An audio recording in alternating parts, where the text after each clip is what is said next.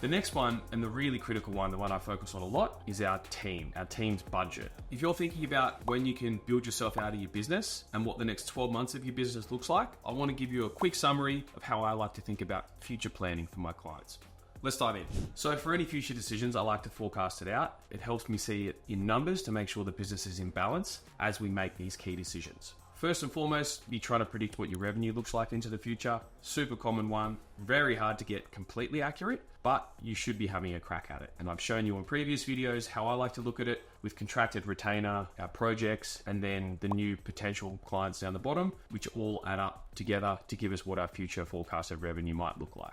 So that's the revenue piece of the puzzle. Then cost of sales generally kind of runs in sync with revenue. So you could probably just take a percent of revenue and predict that into the future, unless you plan on adding a lot more freelancers into the future.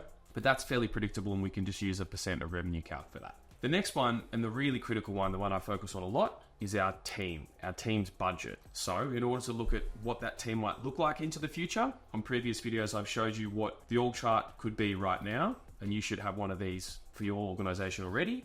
But you should also be thinking one step ahead of what it looks like at that next stage of revenue growth, who those future hires are, and maybe factoring in any pay rises and things like that. That's a really critical piece of the puzzle, because just putting team costs going up month by month doesn't actually help you visualize the future at all. And using that org chart, connecting it to the wage, really helps you see what it is and when you can hire that next person. And that's the tab here that we've previously spoken about, which is mapping out the team, the potential new hires, and when we might be hiring these people. So you can see that's a really critical pillar of growing an agency or growing especially a service-based business, is having some idea of what the revenue coming up into the future is, and then planning out what the hires will be and when we can make them to ensure that we're profitable enough. The rest of the operating expenses we can forecast. There's 1,000 ways you can do it. I like common sizing because it's super simple, and often our expenses will kind of follow a general trend. And then all you need to do is work out historically how much you've spent as a percentage of revenue on your marketing, on your management labor, on your facilities, or on your other overheads, and then apply that percent over time into your P&L. And you can see that's what we're doing there, is taking our revenue and then applying the assumed percent. So